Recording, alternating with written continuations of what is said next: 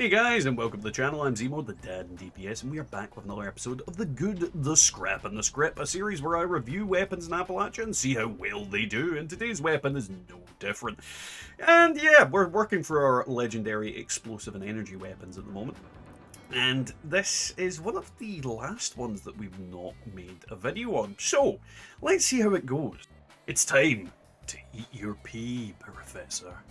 This is an armor pen explosive weapon for Explorer, Alien Blaster. Now, the Alien Blaster is one of my personal favourite handguns because it's got really cool noises, and it's just, you know, I like pistols, I like energy weapons, I like weird weapons that you don't see very often, and this one is definitely up there. Now, we aren't using any of the poison or freezing rounds because that doesn't work with explosive, because it just completely stops working.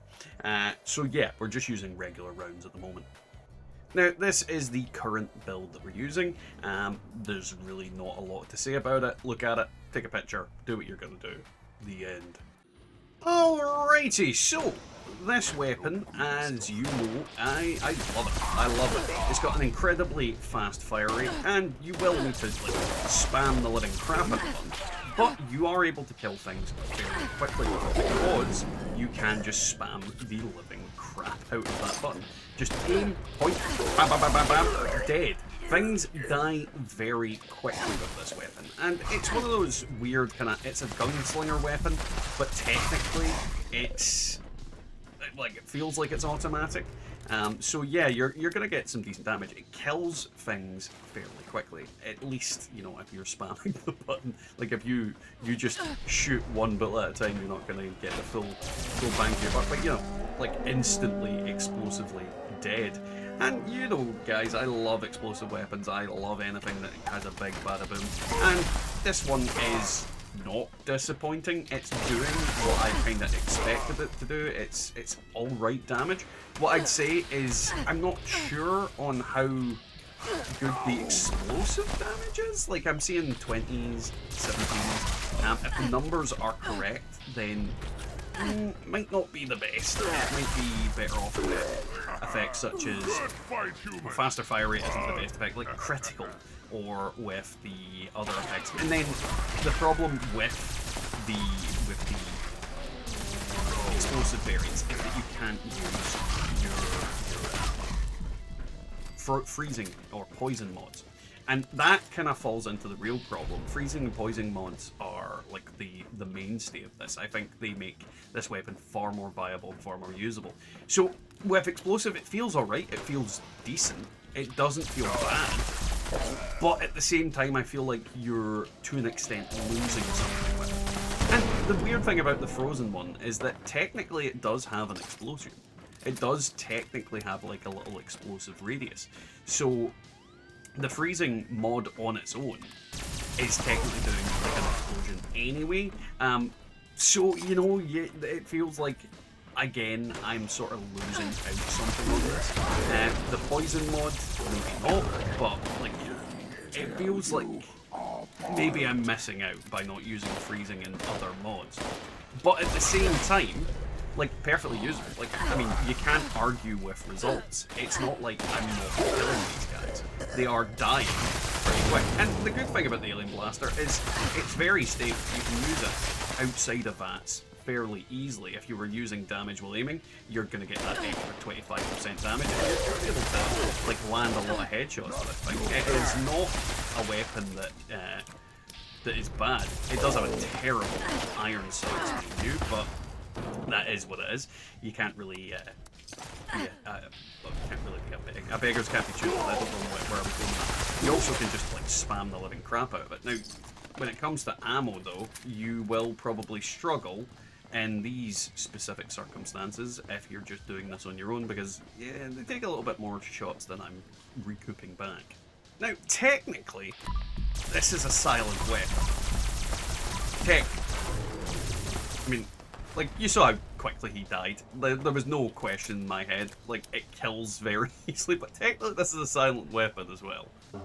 Alrighty, so we are up against the Mirelurk Queen. So what we're going to do is pew, pew, pew, pew, pew, pew. Use up all our AP. You're seeing that she is one big tanky sack of crap. And this is the kind of gun that, you know, you're... Oh god, she spotted me. Run away. Like, you're going to be able to kill her. You are definitely going to be able to kill her. It is not going to be an easy experience for the reason that if she gets close, she is going to absolutely push my poop in. That and her little butt buddies are pain in the butt. But you're seeing, like, she is, in fact, dying. Leave me alone. Like, you can just manually aim it into her and shoot her, but you're going to need to dodge the poison is the biggest thing to worry about. But if you can cripple the legs, like with any weapon, if you can cripple the legs on the Mirelurk Queen, she becomes a completely trivial opponent.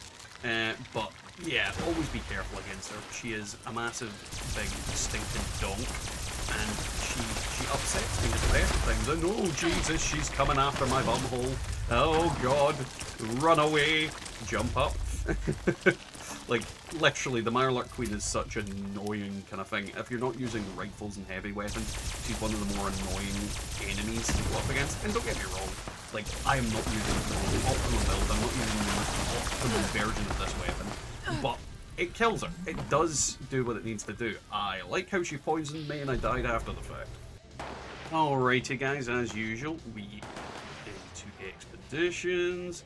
Now, against regular elders, yeah, they die pretty quick. Against the Thorns, also die pretty quick. There's really not much issues here. Your ammo, you're going to get back against these little guys. I don't think they are going to give you too much stress, too much problems. Your real issue is going to come with the pollinators. Even then, I think you should be able to, in theory, kill them pretty quickly if you're in E-hold. We're going to run away because we're just completely destroyed by the fact there's so many of them around there. But against, like, these guys, like, if you're just aiming into them, you're going to kill them. But we'll get the Overgrown to fight them off. I'll just get my AP back before I do anything else. Take that one out. This is the kind of downside of this weapon. See, the downside of going up against Overgrown in general is I target the weak spots more than anything else. You don't really do damage if you're not targeting the weak spots. So there is that. But when it comes to the human enemies in here, yeah, you're killing them pretty quick. You're going to get your ammo back for certain. The other Overgrown are coming after me. Let's ignore them. Like the whole kind of thing. I would say if you had a build optimized for VATS, if I was using Company T, if I was using a bunch of different things, then this would be a lot easier. A lot easier to deal with. But I'm not using Company T, I'm not using refresh stuff. VATS cost on the bottom might be better than what I've got on there. I've got the weapon durability. That being said, I think this weapon would be broken by now, so there is that as well. But yeah, I think it works really well. It's doing what I need it to do. It's killing things fairly quickly. But at the same time, I feel like you would be better off with potentially the poison and the freezing mod, but just using maybe something more VATS oriented in the middle slot. And you know, I could be wrong, I could be right, I'm really not sure. Overall, I just feel like it's okay. It's not like amazing, it's not the best version of this weapon that I've found. So yeah, that was the Explosive Alien Blaster. Now, as I said, I just don't feel like this is the best iteration of this weapon, and I think it's one of those weapons that benefits more by not being explosive than it does by being explosive, unfortunately. I think the poison and the freezing mods are better uses of your time, and then concentrating on maybe having better crits, damage while aiming. I mean, there's not a lot of effects that I think are really viable on this gun, personally. Faster fire rate is kind of out because you don't need faster fire rate with it. It's got an insanely ridiculous fire rate as is. So I think, like, critical in the middle is the best effect on this weapon in general. But, you know, maybe I'm wrong. Maybe you guys disagree with me. Leave a comment down below if you do. And as usual, if there's any weapons you'd like to see, like, comment, subscribe, all that usual nonsense. And I'll catch you all next time in the Wasteland.